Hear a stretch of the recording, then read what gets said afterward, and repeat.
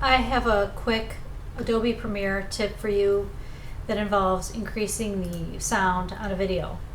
So once I've imported my clip, I select the audio portion, and Control on a Mac, audio gain is the selection, and I usually adjust it by 5 decibel increments, and you can see it went up a little bit.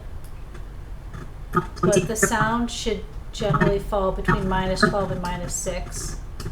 So you can see that it could go up a little bit more.